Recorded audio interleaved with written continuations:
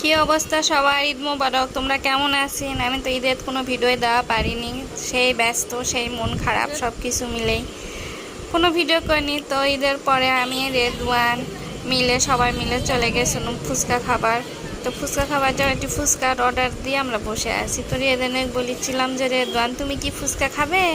তা রেদওয়ান তো ফুচকা খাওয়ার পটু বাবা, ওকে এক প্লেট দিলে ওই আরও কবে আমাকে শুকনা দুই তিনটা দাও, আমাকে শুকনা দুই তিনটা কেন দিচ্ছ না? তুমি ভালোই না।